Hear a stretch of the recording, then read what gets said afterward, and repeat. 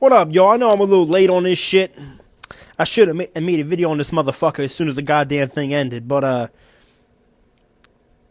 what the fuck happened? Brock Lesnar... Give me 1 second. Any shit left in there. So, Brock Lesnar, okay, loses in goddamn 1 minute and 20-something seconds to Goldberg. You know, guy who's back for a little return. He's here and there. He's not... It's just, you know... It blows my mind. And people are saying it's because Goldberg had a shoulder injury, so they want to end the match quick, so at least they can have it. They didn't want to call it off. This is a build-up to Mania for Lesnar versus Goldberg number 3. Or this is Lesnar... I meant my bad. This is Goldberg versus Undertaker, because Goldberg can use the excuse that the guy that beat your streak taker, I beat him in 1 minute and 20 seconds. And then some people are saying that it's because of heat backstage that Lesnar has gotten kind of fat. That's what I heard. I guess it's maybe because he's off the juice. I don't know. He's off the roids, so maybe he gained some weight. But I don't know. Just a fucking nuts finish. You know, I get all hyped up for this shit. I was hyped up as hell for the entrance. You know, Lesnar coming out. I mean, Goldberg, you know, them doing the old school entrance, you know, knocking on the door and bam, busting the door open and him getting rowdy, blowing the smoke through his nose when he comes out the fireworks. And I'm sitting there, you know, this is like supposed to be an epic moment. I know we saw WrestleMania 20. It was a piece of shit goddamn performance between the both of them. But I thought it was going to be a rematch. They were going to redo the thing.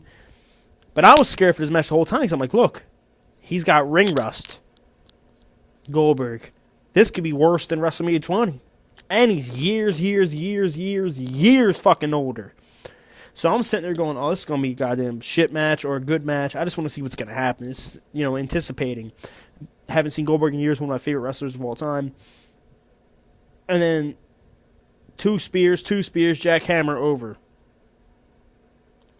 It has to lead up to something else. This has to lead on to something else because I know Lesnar's, not Lesnar, my bad. I remember Goldberg said that he wanted to let his kid see him perform once in his life. He said this back in 2009, too, when his kid finally started watching his wrestling tapes.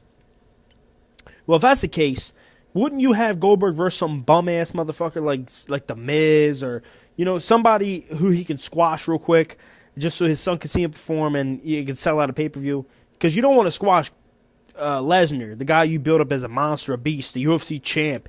You don't want to squash him because it ruins his push. So I'm starting to question, there has to be more shoes to drop out the goddamn closet.